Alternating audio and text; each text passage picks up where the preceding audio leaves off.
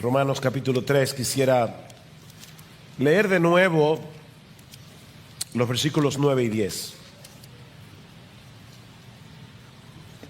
Romanos capítulo 3. Entonces, ¿qué? ¿Somos nosotros mejores que ellos? En ninguna manera. Porque ya hemos denunciado que tanto judíos como griegos están todos bajo pecado, como está escrito, no hay justo, ni aún uno. En esas películas cuya trama gira en torno a un juicio, ya sea una demanda civil, ya sea alguien que está siendo juzgado por homicidio, una de las partes más emocionantes es el alegato final, cuando la defensa o la fiscalía están tratando de demostrar que la persona que está siendo juzgada es culpable o es inocente. Bueno, el pasaje que nosotros vamos a considerar en la mañana de hoy es algo así como el alegato final de la fiscalía. Pablo está actuando aquí como el fiscal general del universo, nombrado por Dios. Y él está tratando de probar el problema o de demostrar el problema que toda la raza humana tiene delante de Dios, con la justicia de Dios. Pablo comienza su alegato, si ustedes recuerdan, enfocando la condición del mundo pagano en sentido general, Romanos 1:18 hasta el final. Luego se enfoca en las personas decentes y moralistas, Romanos 2:1 al 16, para terminar en los judíos, el pueblo escogido por Dios en el antiguo pacto. Y su conclusión es la misma en todos los casos: culpables, culpables, culpables. No existe una sola persona en el mundo que pueda presentarse delante del tribunal de Dios y ser hallada inocente. Todos somos culpables, todos somos merecedores del infierno, porque todos hemos violado la ley de Dios en incontables ocasiones.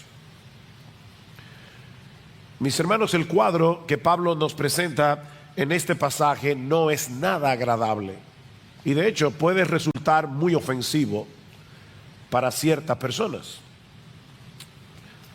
Todos aquí sabemos que no somos perfectos. Eso lo sabemos. Tenemos debilidades aquí o allá. Pero lo que Pablo nos dice en este pasaje es que nosotros no tenemos ni idea de lo malo que somos. Y eso es lo que el hombre no soporta. No tenemos ni idea. Pablo está tratando de destruir, en este último alegato final, Pablo está tratando de destruir hasta el último vestigio de confianza que nosotros podamos tener en nosotros mismos, porque de lo contrario no estamos preparados para recibir el evangelio que él va a comenzar a desplegar a partir del versículo 21 de Romanos capítulo 3. Alguien ha dicho que en esta porción de la carta a los romanos, Pablo está siendo despiadadamente cruel con el propósito de ser inmensamente bondadoso. Pablo está tratando de ser despiadadamente cruel con el propósito de ser inmensamente bondadoso. Y de paso, mis hermanos, este es un pasaje que nos brinda un excelente ejemplo de lo que significa evangelizar. No le digas a un pecador: ven a Cristo, si él no entiende por qué necesita desesperadamente venir a él. Pablo no comienza su presentación diciendo: acepta a Jesús en tu corazón y tendrás paz. De paso, esa frase no aparece en todo el Nuevo Testamento: acepta a Jesús en tu corazón. No, la Biblia dice arrepiéntete y cree. Arrepiéntete. No acepta a Jesús en tu corazón. Eso no significa nada. Pero ¿cómo yo le voy a decir al pecador, ven, arrepiéntete, cree, si él no entiende por qué? ¿Por qué necesitamos desesperadamente la salvación que solo se encuentra en Jesús? Acabamos de cantar, mi esperanza está en Jesús, no en nadie más. Bueno, eso es lo que Pablo nos va a mostrar en este último alegato de la fiscalía. Y el tribunal, el jurado aquí, ¿saben quién es? Nosotros en República Dominicana no tenemos ese tipo de juicio que vemos en las películas, donde hay un grupo de jurados escogidos por la fiscalía y la defensa y ellos son los que van a dar el veredicto. No, el alegato final de Pablo aquí es frente al tribunal de tu conciencia. Él quiere que tú sientas el peso de tu pecado en tu conciencia. Este alegato final está dividido, o podemos dividirlo en tres partes. La primera parte son precisamente los versículos 9 y 10 que acabamos de leer, y ahí encontramos dos declaraciones generales de la condición del hombre frente a Dios. Vean el versículo 9 una vez más. Entonces, ¿qué? Dice Pablo, ¿somos nosotros los judíos mejores que ellos, los gentiles? De ninguna manera, porque ya hemos denunciado que tanto judíos como griegos están todos bajo pecado. Todos están bajo pecado. Noten que allí no dice simplemente que todos cometemos pecados, como si se tratara de algo incidental en nuestras vidas. Nosotros, los pecadores, creemos que somos gente buena, que a veces hacemos cosas malas. No. Lo que la Biblia dice es que nosotros somos malos, que a veces hacemos cosas buenas por la gracia común de Dios. El problema no es que nosotros a veces pecamos como algo incidental. Pablo dice aquí que la condición natural del hombre, sin excepción, es que todos están bajo pecado. Bajo pecado, sometidos a la esclavitud del pecado. Y el pecado está siendo aquí personalizado por el apóstol Pablo. Es como si Pablo estuviera diciendo, mira quién es tu rey. Pablo es un tirano, el pecado. El pecado es un tirano.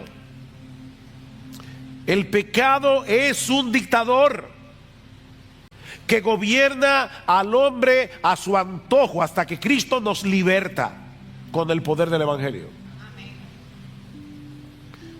Por supuesto, tú le dices eso a un incrédulo y él jamás podrá verse a sí mismo de esa manera. Y la razón es que el pecado actúa a través de nuestra voluntad. O sea, cada vez que tú haces algo, estás haciendo lo que tú quieres hacer. Y como tú estás haciendo lo que tú quieres hacer, eso te da la sensación de que eres una persona libre. Estás haciendo lo que quieres hacer. Pero la realidad es que estamos tan infectados por el pecado que todo lo que hacemos en nuestro estado natural está regido por algún principio pecaminoso. El pecado es nuestro hábitat, el pecado es nuestra ciudadanía espiritual. Y es interesante notar que Pablo se incluye a sí mismo en este pasaje. ¿Notaron eso? En el versículo 9, Pablo dice, somos nosotros mejores que ellos en ninguna manera, porque ya hemos denunciado que tanto judíos, es decir, dice Pablo, yo mismo, como gentiles, están todos bajo pecado. Cuando nos colocamos frente al estándar de la justicia de Dios, todos nos quedamos cortos, muy cortos. Consecuentemente, todos tenemos un serio problema legal frente a la justicia de Dios. Por eso es que Pablo dice en el versículo 10, como está escrito, no hay justo ni aún uno, no hay justo. Eso es un término legal. Nadie es inocente. Ese es el veredicto que ya fue emitido en la Suprema Corte de la Justicia del Reino de Dios. Todos sin excepción somos culpables.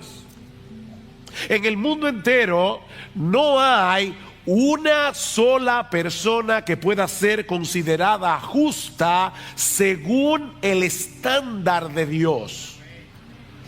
Es por eso que Pablo usa un lenguaje tan universalista en este texto. ¿Se dieron cuenta? Como está escrito, no hay justo ni aún uno. No hay quien busque a Dios. No hay quien entienda. Todos se han desviado. A una, todos se hicieron inútiles. No hay quien haga lo bueno. No hay ni siquiera uno. Y tú no eres la excepción. Nadie es justo. Ahora, puede ser que tú no te percibas de esa manera porque te comparas con otras personas y tú ves que eres mejor que otros en algunos aspectos. Definitivamente, casi seguro que tú eres mejor que Hitler o Trujillo o Mussolini. Claro que sí. El problema es, mi amigo, que nosotros no seremos juzgados en comparación con otras personas. Nosotros seremos juzgados según el patrón de Dios. Nosotros seremos juzgados en relación con Dios. Ustedes recuerdan el primer mandamiento que citamos la semana pasada: amarás al Señor tu Dios con todo tu corazón, con toda tu alma, con toda tu mente, con todas tus fuerzas. Y dice el Señor Jesucristo, y el segundo es semejante a este: amarás a tu prójimo como a ti mismo. O sea, nosotros tenemos que amar a Dios con todo nuestro corazón, con toda nuestra alma, con todas nuestras fuerzas, y debemos dedicar la misma devoción con la que nosotros nos amamos a nosotros mismos, debemos dedicarla para amar a otros. ¿Eres inocente o eres culpable? No hay una sola persona que sea justa, porque nadie llena esa medida. Todos nosotros nos amamos a nosotros mismos con todo nuestro corazón, con toda nuestra alma y con todas nuestras fuerzas. Cada cosa que hacemos, cada decisión que tomamos es en función de nuestro propio yo. Nos idolatramos a nosotros mismos. Es por eso que Pablo va a decir más adelante en Romanos capítulo 3 versículo 23 que todos hemos pecado y nos hemos quedado cortos de alcanzar la gloria de Dios. Es decir, en vez de hacer las cosas para que Dios se vea bien, en vez de hacer las cosas para que Dios reciba alabanza, para que Dios reciba gloria, para que la gente lo admire a Él, todo lo que nosotros hacemos es para que la gente nos vea a nosotros. Buscamos nuestra propia gloria, somos orgullosos, somos egoístas. Sí, es posible que algunas personas luzcan mejor que otras, y nos parezca que no sean tan malas como las que Pablo se está describiendo aquí. Pero ¿sabes qué, mi amigo y miembro de Iglesia Bíblica del Señor Jesucristo? En nuestro estado natural nosotros somos 1000 veces peores de lo que nosotros creemos.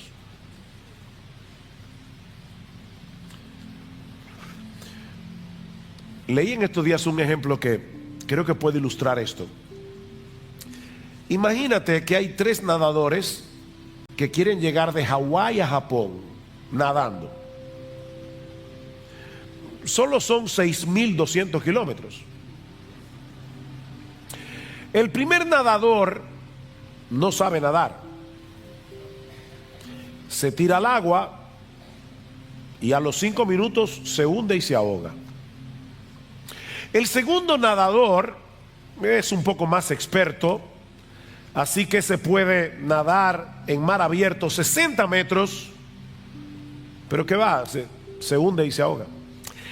El nadador profesional se ha preparado para el asunto, lleva ya 50 kilómetros nadando, a los 60 ya está bien agotado, a los 70 kilómetros se hunde y se ahoga. La pregunta es, ¿hay alguno de los 3 que esté más ahogado que los otros?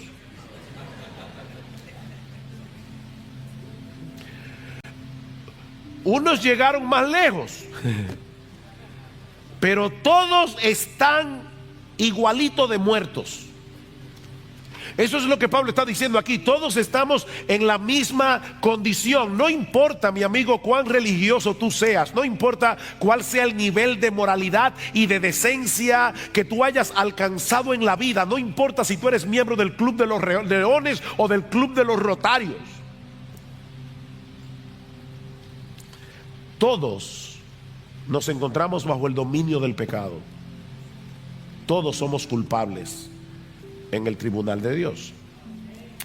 Ahora, ¿cómo luce eso en la práctica? ¿Qué produce esa condición en nosotros? Bueno, Pablo va a explicarnos ahora algunas de las características de los pecadores, precisamente porque estamos bajo pecado.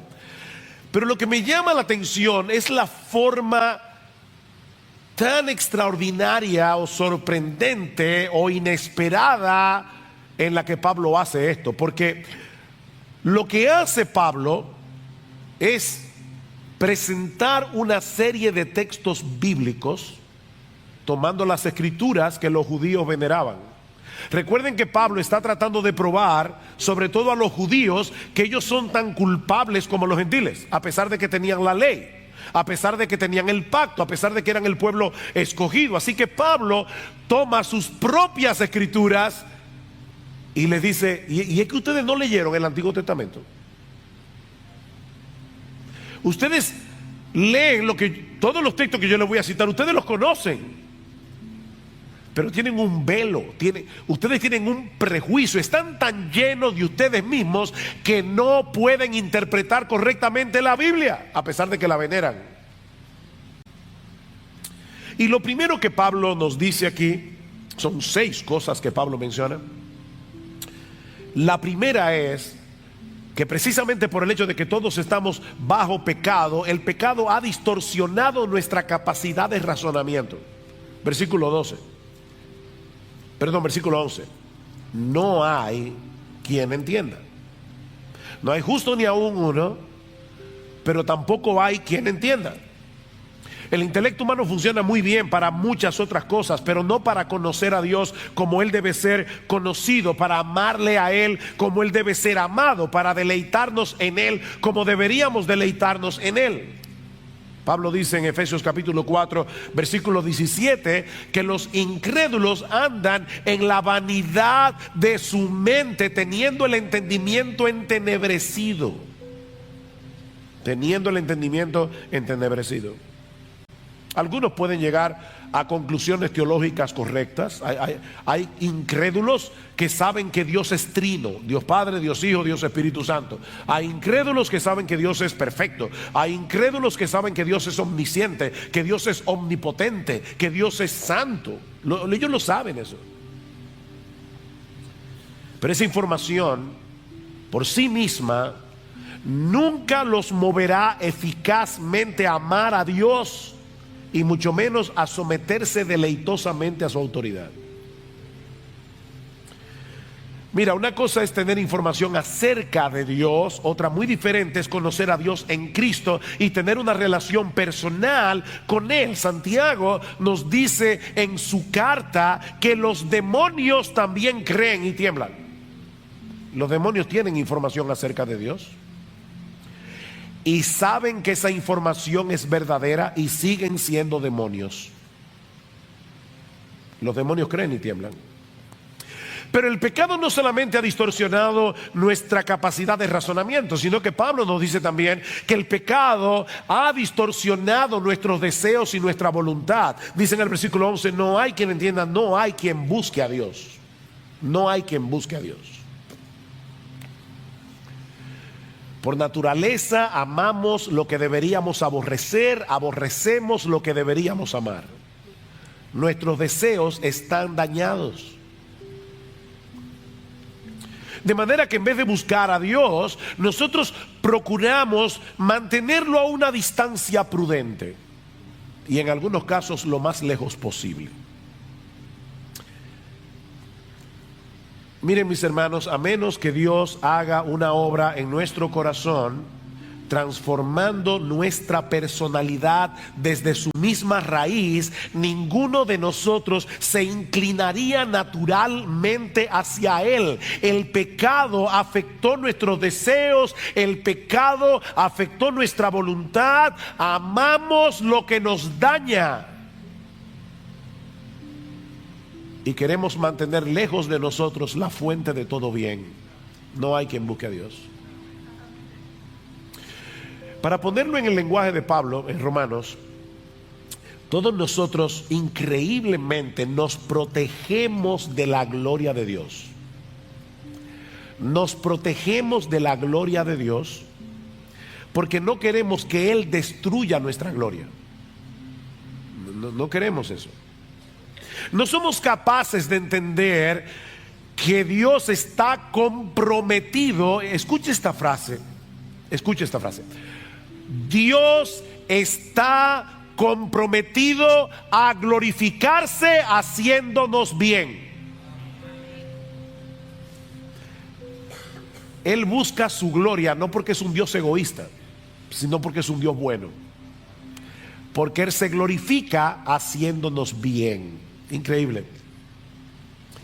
Una de las formas más sutiles en que el hombre se autoprotege de la gloria de Dios es a través de la religión. La religión es el escudo a través del cual muchas personas se autoprotegen de la gloria de Dios. Todas las religiones humanas no son más que recetas de autosalvación a través de las cuales nos autoglorificamos a nosotros mismos. Todas las religiones te dicen ¿qué tú tienes que hacer para ganar el favor de Dios? Y al final de cuentas, la salvación está en las manos del hombre, no en las manos de Dios. Y es lamentable, hermano, porque muchas iglesias evangélicas tienen una teología defectuosa que los lleva a pensar que todavía hay algo en el hombre que lo puede mover a buscar a Dios, de tal manera que la decisión final no está en las manos de Dios, sino en las manos del hombre. No. Lo que el cristianismo te dice, y solo el cristianismo dice eso, es exclusivo en ese sentido, es que estamos tan dañados que nunca podremos alcanzar el favor de Dios en nuestras propias fuerzas. Eso es imposible. La salvación es de Dios, de principio a fin. ¿Saben lo que hace el cristianismo? Destruir nuestra gloria para darle la gloria únicamente a Él. Mas por obra suya, dice Pablo en 1 Corintios, mas por obra suya estáis vosotros en Cristo Jesús. Si no hubiera sido por la obra de Dios, no estaríamos en Cristo Jesús, el cual se hizo para nosotros sabiduría de Dios y justificación y santificación y redención, para que tal como está escrito, el que se gloría, que se gloríe en el Señor. No hay gloria humana. Por supuesto, si nuestros deseos, si nuestro entendimiento y nuestros deseos han sido afectados por el pecado, eso afectará también nuestro comportamiento. Vean el versículo 12. Todos se han desviado, a una se hicieron inútiles. No hay quien haga lo bueno, no hay ni siquiera uno. Bueno, pastor, yo lo iba siguiendo en el mensaje y estaba de acuerdo. Ahora sí que no.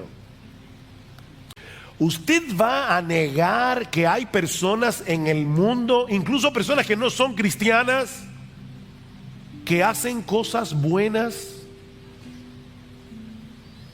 Sí, es verdad. Por el simple hecho de haber sido creados a la imagen de Dios, el hombre tiene inclinaciones hacia cosas que son buenas en sí mismas. No hay que ser cristiano para ser un padre que ama a sus hijos. Hay esposos no cristianos que nunca le han sido infieles a sus esposas. Hombres fieles. Hay hombres que son honestos en sus negocios, incrédulos que son honestos en sus negocios, se dedican a causas humanitarias y muchas cosas más. Pero cuando la Biblia habla de buenas obras, no se refiere únicamente a las cosas que hacemos, sino a las cosas que hacemos según el estándar de Dios y buscando la gloria de Dios. Ahí es que la cosa se pone difícil. Ok, déjame ponértelo de esta manera. Tú estás en la 27 de febrero, hay una viejita que quiere cruzar al otro lado. Así que tú ayudas a la viejita, la tomas del brazo y la vas cuidando de los carros y la llevas sana y salva al otro lado. Pregunta, ¿es esa una buena obra? ¿Sí o no? Ok. Algunos dijeron sí, yo digo depende. Depende. ¿Qué tal si tú estás ayudando a la viejita a cruzar al otro lado de la calle porque está más oscuro y quieres robarle la cartera? ¿O qué tal si tú estás ayudando a la viejita porque tú quieres que la gente te vea y te admire y piense bien de ti? ¿O qué tal si tú estás ayudando a la viejita porque tú crees que al hacerlo de alguna manera te estás ganando el favor de Dios? Vas a hacer una transacción con Dios. Yo sé que yo pequé ahorita, hice lo que no debía hacer, pero ahora ayudé a la viejita. Entonces, compensa. ¿Se dan cuenta, mis hermanos? Una buena obra no se puede definir por la obra en sí. La motivación lo cambia todo. La motivación lo cambia todo. Si tú no hiciste lo que hiciste para la gloria de Dios, ya no es una buena obra. Dice el Señor en Mateo capítulo 5, versículo 16: así alumbre vuestra luz delante de los hombres, para que vean vuestras buenas obras y glorifiquen a vuestro Padre que está en los cielos.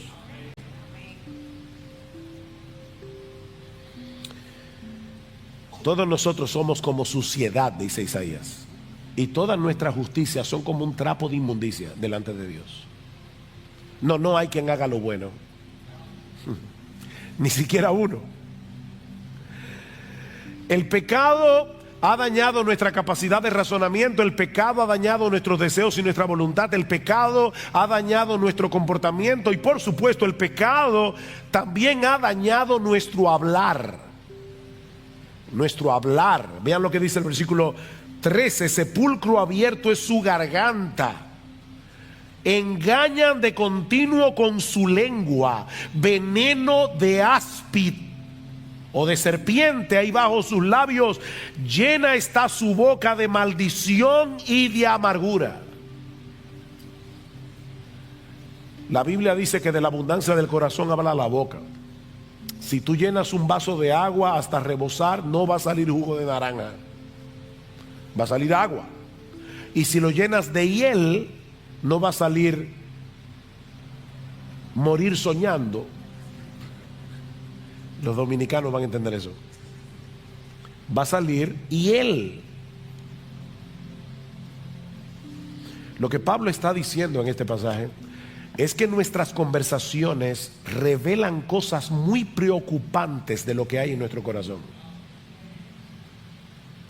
Muy preocupantes.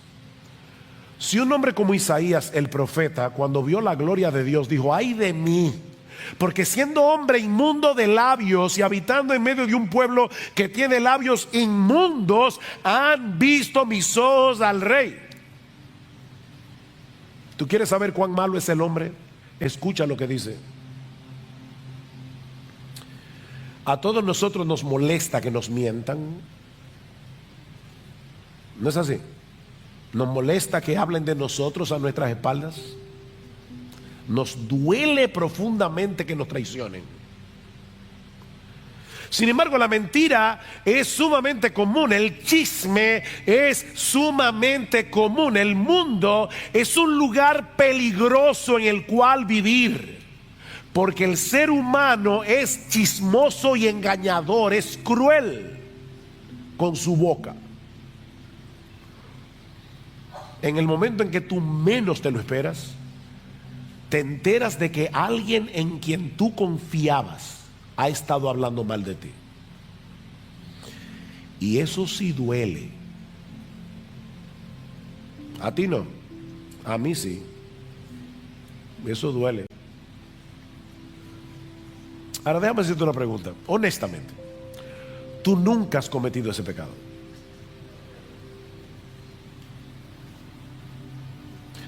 Yo no lo voy a hacer, pero me encantaría decir, levanta tu mano. ¿Tú nunca has hablado mal de nadie a su espalda? Nunca. No. Bueno, por lo menos, si tú crees que no, estás cometiendo el otro pecado. Eres un mentiroso.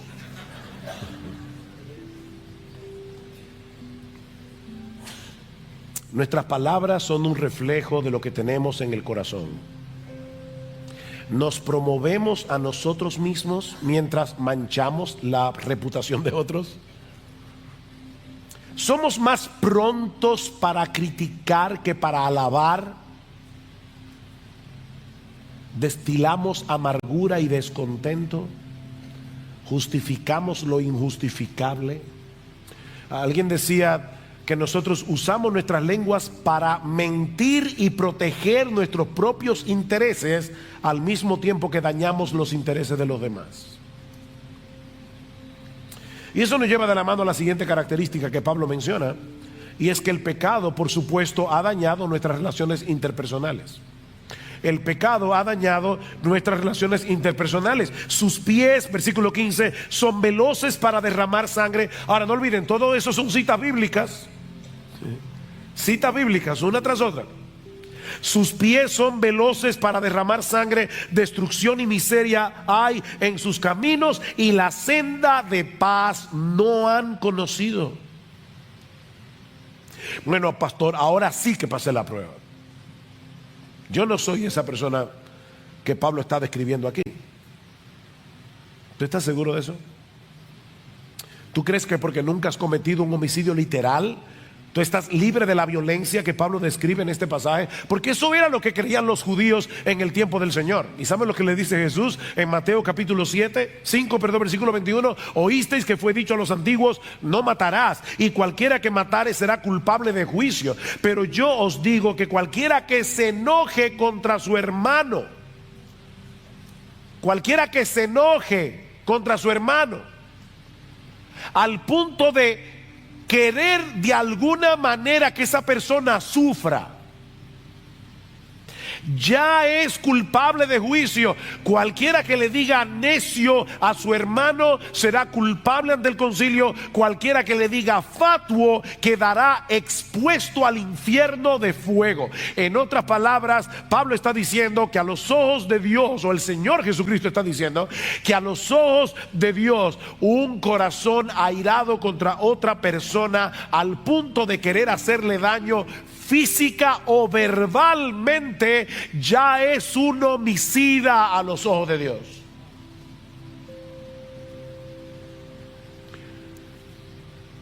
Puede que no le pongas un dedo encima, pero tan pronto comenzamos a usar expresiones hirientes, irónicas, denigrantes, para descargar nuestra ira, para descargar nuestro enojo, ya somos culpables de homicidio, dice Jesús.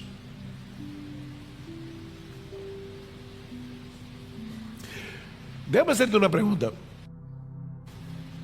¿Cómo tú reaccionas cuando alguien se interpone entre tú y tus deseos? O déjame hacerte la pregunta de una manera bíblica.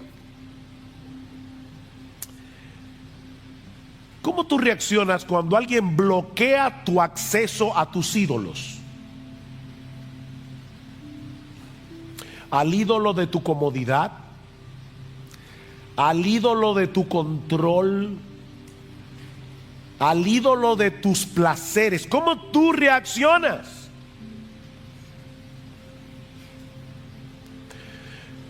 Padres, el hecho de tener este entendimiento de la naturaleza humana será de vital importancia para la crianza de nuestros hijos. de vital importancia, a menos que veamos a nuestros hijos a la luz de lo que Pablo nos está diciendo en este pasaje. No vamos a entender muchas de sus reacciones cuando los estorbamos. No vamos a entender por qué nuestros hijos, lo mismo que nosotros, necesitamos desesperadamente el evangelio. Y de paso, eso también nos ayuda a entender por qué el proceso de santificación es tan difícil. Porque nosotros somos justificados en un instante cuando creemos en Jesús. Su justicia perfecta es puesta en nuestra cuenta, pero ahora tenemos que lidiar con nuestros hábitos pecaminosos que adquirimos en nuestra antigua vida. Nuestros pies quieren seguir corriendo hacia el mal, nuestra boca quiere seguir hablando lo que no debe hablar, nuestro corazón sigue inclinado por el pecado que mora en nosotros, al mal. Ahora, la parte más crítica de este diagnóstico es el hecho de que el pecado ha dañado nuestra relación con Dios. Versículo 18. No hay temor de Dios delante de sus ojos. No hay temor de Dios delante de sus ojos. Toda nuestra vida está al garete, es un barco sin timón hasta que aprendemos quién es Dios y comenzamos a vivir en consecuencia. La Biblia dice en Proverbios capítulo 1 versículo 7 que el principio de la sabiduría, el ABC de la sabiduría es el temor al Señor. El temor al Señor. Y una de las mejores definiciones que nosotros tenemos en la Biblia de lo que es ese temor, la encontramos en el Salmo 16, versículo 8. Al Señor he puesto siempre delante de mí. Al Señor he puesto siempre delante de mí, porque está a mi diestra, permaneceré firme. ¿Qué es el temor del Señor? Es vivir con la conciencia de que toda tu vida está siendo vivida frente a la cara de Dios. Salmo 139. ¿A dónde me iré de tu espíritu? ¿A dónde huiré de tu faz? Dice el texto hebreo. No importa dónde te vayas, estás en la presencia de Dios. Pero nosotros no estamos conscientes de la presencia de Dios y por eso no tenemos temor de Dios. Otro texto sorprendente para describir de qué se trata el temor piadoso hacia Dios, porque un pecador puede tenerle terror al castigo de Dios, y es correcto que le tengas temor, pero no es de ese temor que Pablo está hablando aquí. Un texto sorprendente para entender lo que es el temor a Dios es el Salmo 130, versículos 3 y 4. Dice el salmista: Señor, si tú tuvieras en cuenta las iniquidades, ¿quién podría permanecer en pie? Pero en ti hay perdón para que seas temido. Espérate. Si yo leyera en ti hay castigo para que seas temido, yo podría entenderlo. Pero el salmista está diciendo: en ti hay perdón. Y es precisamente ese perdón, la conciencia de que tú eres un Dios perdonador, lo que produce temor en mi corazón. ¿De qué temor es que está hablando el salmista? Es una mezcla de asombro, gratitud, reverencia ante la persona de Dios, porque siendo un Dios tan santo, Él está dispuesto a perdonarnos. ¿Cómo deberíamos vivir con la conciencia de que estamos frente a un Dios así? Pero el incrédulo ha decidido vivir de espaldas a Dios, como si lo que él pensara de las cosas no tuviera la menor importancia, como si nunca nosotros fuéramos a presentarnos, a comparecer delante de su tribunal para dar cuenta de nuestra vida.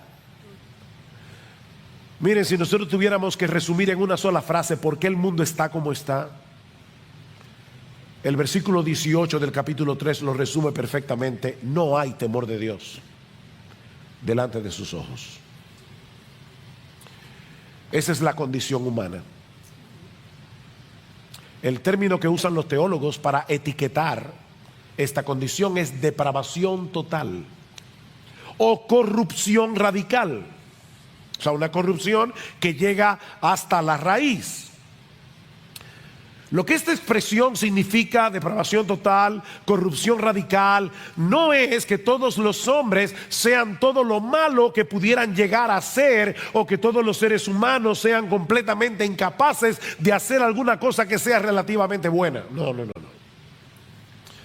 Lo que esto significa es que todas las facultades del hombre han sido dañadas por el pecado. Nuestra mente ha sido dañada por el pecado, nuestra voluntad ha sido dañada por el pecado, nuestras emociones han sido dañadas por el pecado. Estamos dañados. Recuerda, Pablo muy sabiamente no nos está dando su conclusión de lo que él ve en el hombre. Él está citando la Biblia para decirnos: eso es lo que Dios ve en el hombre. Este no es el alegato de Pablo, es el alegato de Dios.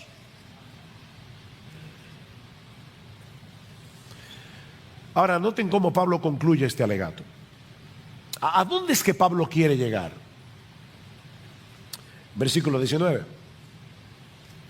Ahora bien, ahora habla Pablo.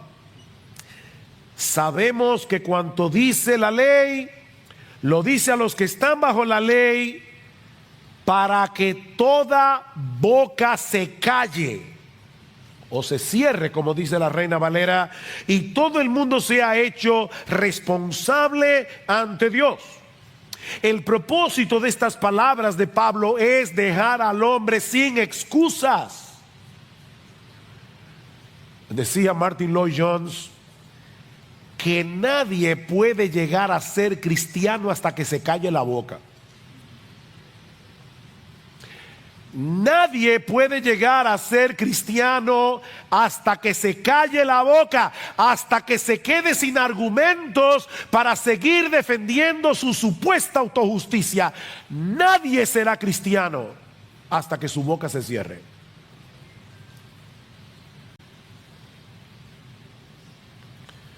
Mi amigo, nadie será justificado, es decir, declarado justo en el tribunal de Dios basado en su propia obediencia a la ley, porque la función de la ley es ayudarnos a ver lo malo que somos. Versículo 20, porque por las obras de la ley ningún ser humano será justificado delante de él, pues por medio de la ley viene el conocimiento del pecado. Es por medio de la ley. Como Pablo va a decir más adelante, es por medio de la ley que el pecado viene a ser sumamente pecaminoso. Tú crees que tú eres más o menos malo, pero cuando te ves delante del espejo de la ley, dices: yo soy malísimo. Malísimo.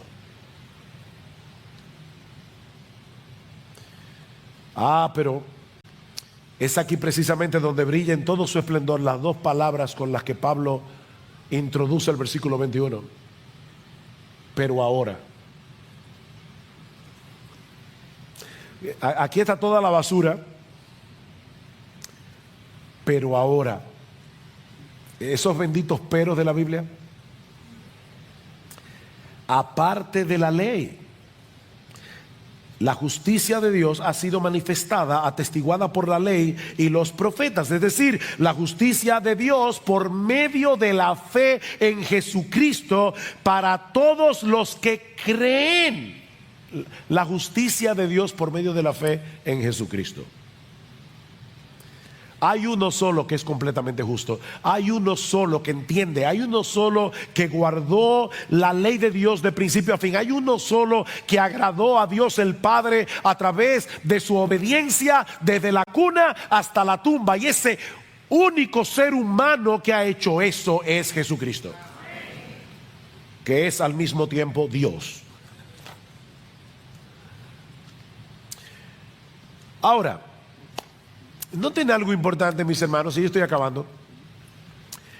Este pasaje que acabamos de leer no es parte de un tratado evangelístico que Pablo escribió para evangelizar a los incrédulos de Roma. Este pasaje es parte de una carta que Pablo escribió a una iglesia, a una comunidad de creyentes.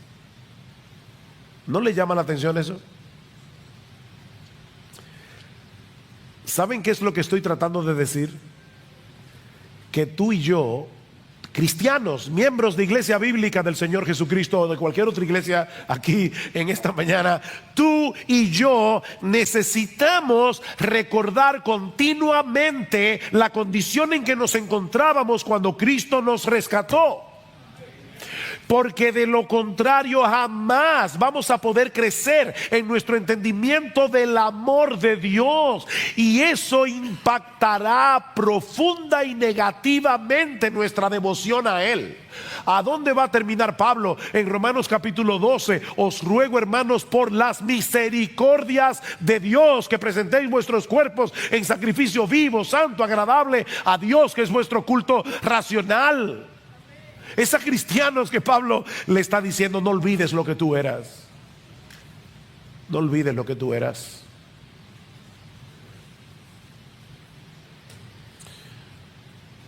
Estaba oyendo esta semana a un gran predicador, Voddie Baucham, y él contaba en su predicación que en una ocasión él fue a visitar la prisión de más alta seguridad en el mundo. Se encuentra en Angola, y le dieron la oportunidad de hablar con un asesino en serie que estaba allí en la línea de la muerte, es decir, esperando su ejecución. Este hombre se pasa 23 horas del día en su celda, no lo dejan salir 23 horas, solamente sale por 1 hora en una jaula, literalmente, para que pueda ver la luz del sol, y él puede caminar solamente dentro del espacio de su jaula por 1 hora, y luego vuelve 23 horas más a su celda. Y dice Voddie Baucham: cuando yo hablé con este hombre, lo que destilaba su corazón era increíble.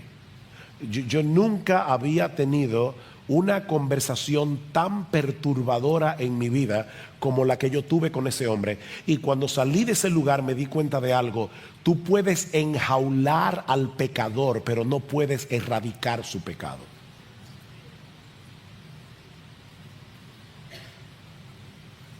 Eso solo puede hacerlo Jesucristo. Solo puede hacerlo Jesucristo. Si tú eres cristiano, tal vez tú dices: wow, pero yo no llegué tan lejos, porque la gracia común de Dios te estorbó. Pero tú y yo somos de la misma masa que ese hombre.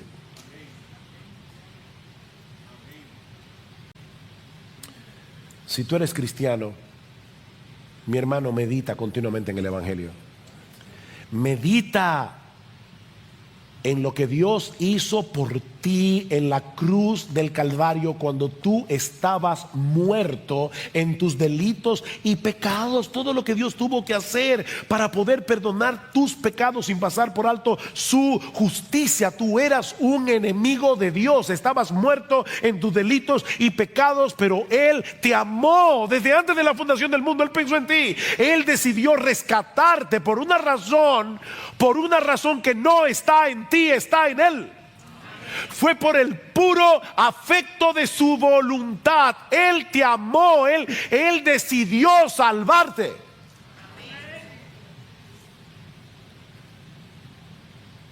Mira, si tú no entiendes eso,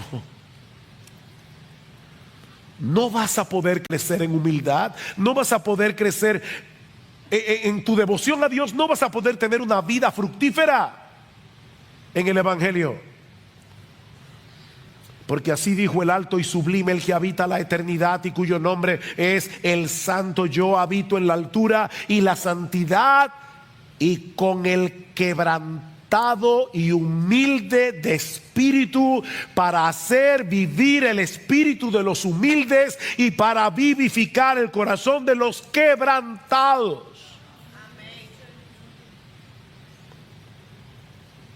Oh, mi hermano, cuando sientas que tu corazón se está llenando de orgullo, se está llenando de autojusticia y comiences a sentirte superior a otros, cuando te esté siendo difícil perdonar a otros, ser paciente,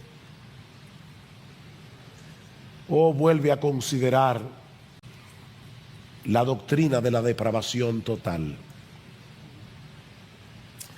Recuerda lo que eras sin la gracia de Dios, no lo olvides.